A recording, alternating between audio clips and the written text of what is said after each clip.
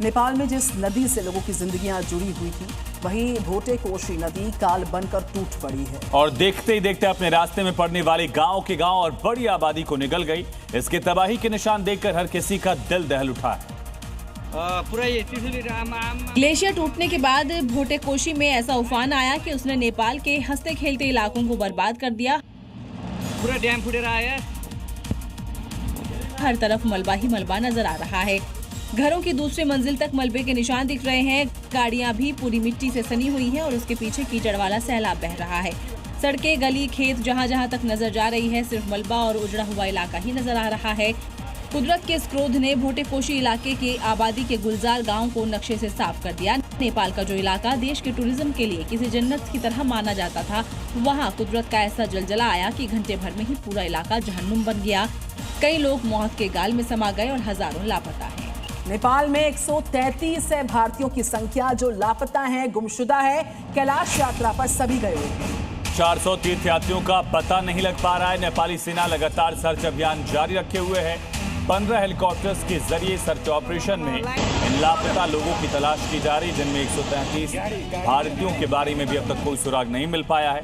इसको लेकर भारत सरकार भी लगातार नेपाल की सरकार से संपर्क में है।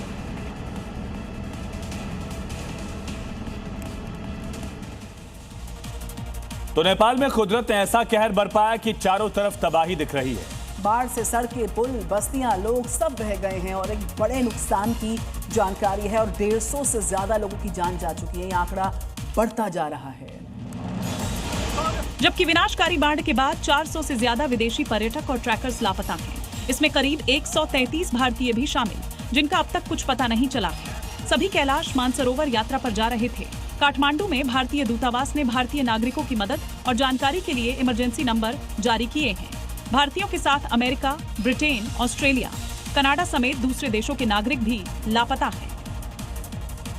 राहत और बचाव अभियान जारी है, लेकिन तबाह सड़कें, टूटे पुल और खराब संचार व्यवस्था से रेस्क्यू ऑपरेशन बेहद मुश्किल हो रहा है। नेपाल के इस भयंकर संकट में भारत की मदद, 10 टन राहत सामग्री नेपाल भेजे जाने की जानकारी सामने आ रही है। तो बड़ी खबर है, राहत सामग्री लेकर पहुंचा ग्लोब मास्टर आज सुबह और राहत सामग्री भेजी जाएगी। पीएम मोदी ने नेपाल के पीएम बालेन्द्र शाह से बात की है। हर संभव मदद का भरोसा दिया गया है।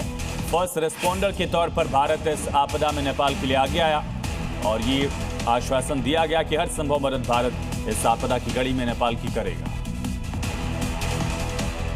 ये तस्वीरें आप देख रहे हैं, पहली राहत सामग्री की खेप नेपाल पहुंच गई है। नेपाल में फ्लैश फ्लड ने भारी तबाही मचाई। मुश्किल की इस घड़ी में भारत ने एक बार फिर से पड़ोसी होने का जो फर्ज है, जो धर्म है, निभाया। C-130J विमान से राहत सामग्री नेपाल पहुंचाई गई। बाढ़ प्रभावित क्षेत्रों में राहत बचाव अभियान के बीच भारत की मदद ने एक उम्मीद जताई है। नेपाल में विनाशकारी फ्लैश फ्लड के बाद भारत ने राहत और बचाव मदद भेजी है। भारतीय वायुसेना ने 10 टन जरूरी राहत सामग्री और मेडिकल सप्लाई लेकर C-130J विमान नेपाल पहुंच चुका है। इसके अलावा C-17 और C-130 विमानों के जरिए और राहत सामग्री पहुंचाई गई है। बचाव और निकासी अभियानों के लिए हेलीकॉप्टर भी तैयार रखे गए हैं। इंडियन एयरफोर्स ने कहा है कि संकट की इस घड़ी में तेज गति, सटीकता और तत्परता के साथ मदद पहुंचाई जा रही है। नेपाल में बाढ़ से भारी तबाही के बीच भारत की मदद पहुंचने से राहत कार्यों को मजबूती मिलने की उम्मीद